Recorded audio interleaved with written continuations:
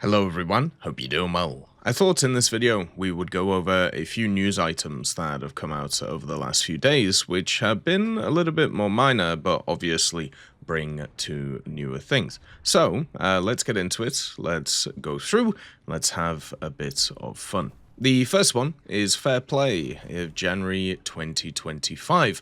So, if you didn't know, Gaijin have brought in a new anti-cheat, BattleEye, instead of Easy Anti-Cheat. It looks like it's just been straight up replaced, and with the first kind of layer of BattleEye being added, it was kind of incrementally added over time. You may have realized, or you may have seen, that there would have been a little note before you started the game saying that you had to allow it to happen.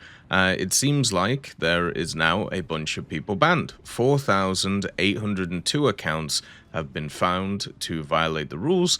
Basically, you have 3.2.3, which is the automation of gameplay, so using bots once again, which is something that is used mainly in stuff like Air Sim and also in stuff like Naval to be able to grind out the game and reward other accounts from doing this. This is something that's happened a lot, or people do this and then they sell accounts afterwards after they've grinded a bunch of stuff out. Now, one of the issues that we've talked about a lot, but I think it's worth mentioning once again, is what happens a lot of the time is people will turn up, they will steal accounts, and then they will use those to actually bot, or they would use those to cheat in the game. So the best thing to do to try and stop this is by protecting your account, whether it is through a two-factor authenticator, such as the Gaijin Pass, which is, perfect for War Thunder, or if you want to add different security measures to your account itself. It's one of the things that's really annoying when you end up having your account, get banned because you don't even realize why it's happened, because of the fact you didn't realize that somebody else was actually playing on it while you weren't playing on it, because it had been the password had been found out about it. So make sure to protect your stuff. It is really annoying when stuff like this happens, and I already saw some people yesterday who were questioning how did they get banned, what happened, and it's because somebody was playing on your account which you didn't know about, and it sucks. It really, really does, and it's one of those things which I feel like happens a lot, and I just hope that in the future it gets a little bit better for people. We've had nearly, I think, 50,000 accounts banned now, maybe over that amount in the last few years. It's been absolutely insane how many have been banned, and the game still has a metric ton of players. It's pretty nuts how this is going around. The next part of it is the Pages of History, and the Pages of History February has been announced, and it's the Big Chief. We talked about him yesterday. It's Big Man Dougie, or Douglas MacArthur. He is amongst the most renowned American military generals. During the First World War, he achieved the rank of Brigadier General, and in 1925, at just 44 years old, he became the youngest Major General in the US Army before serving as Army Chief of Staff. In the Second World War, MacArthur commanded the US Armed Forces of the Far East, leading successful counteroffensives in Papua, New Guinea, and the Philippines. He later accepted Japan's surrender and was appointed Supreme Commander of the Allied Powers, and also just as a very flamboyant individual with a lot of fun quotes. So the way to get Dougie is to basically complete the Pages of History for February. What you have to do is complete each of the events, and if you complete all of them, you get Douglas MacArthur as a profile picture. Every time you complete one of them, you get access to a trophy reward for each of the tasks. And these events are generally not too hard. You just have to place specific vehicles and kind of grind out the event. Last one wasn't too bad for the Russian dude. This one probably won't be too bad either. The different events that are available, you have the Battle of Manila. This is specifically the one from 1945, so there'll be a bit more heavier American and Japanese equipment.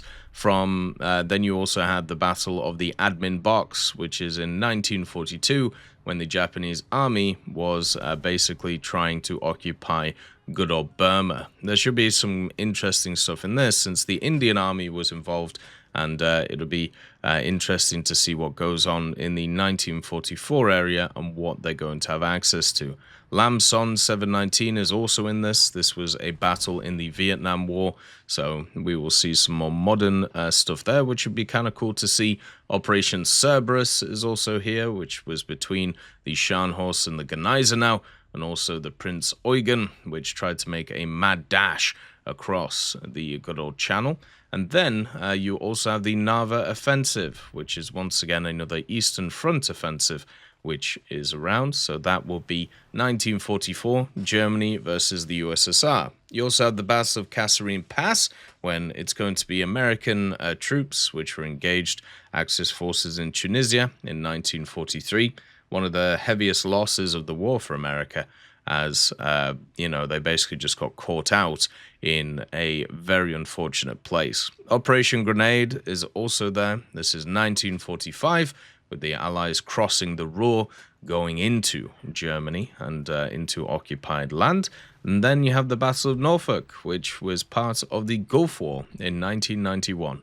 So it's actually kind of cool. In this page of history, we have things from all over the place. Usually there's like 3 or 4, which is Eastern Front, Soviet versus Germany, 1943 or 1944.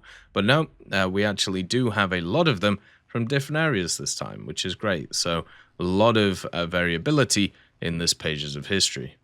I also in this video wanted to talk about bug reports, because for some reason over the last few days it's been one of those things which has been coming up again. I usually feel like in the January blues and also in pessimistic times, which is usually around this time, then also a time in the summer, there's always this narrative that gets brought up about how Gaijin doesn't care about bug reports, or, why aren't they caring about my specific thing that I care about, and all of these different things. And I've never really understood it, because if you actually go to the gaijin.net/issues website, or if you go to the change logs, or if you follow the data mines, you can see that they change stuff pretty much every day, and they add stuff, they move stuff about, they fix things. It's kind of crazy how much they do. The fact that they had over 330 updates last year, when there's only 360 odd days in a year, kind of shows that these guys really do put in a lot of effort in terms of trying to update things. And there's a huge team behind it to make sure that all of these things kind of come together. Now, I think what ends up happening is people get super focused on one specific thing. Yesterday, there was a guy talking about the namer, and how the namer is just incredibly ahistorical. And then when asked what the armor was, of course, it's, well, we don't know. And it's like, well, how do we know it's wrong? Oh, well, the weight. It's like, well, okay. I mean, we could go along this kind of route all day. The problem is we just don't know the information, right?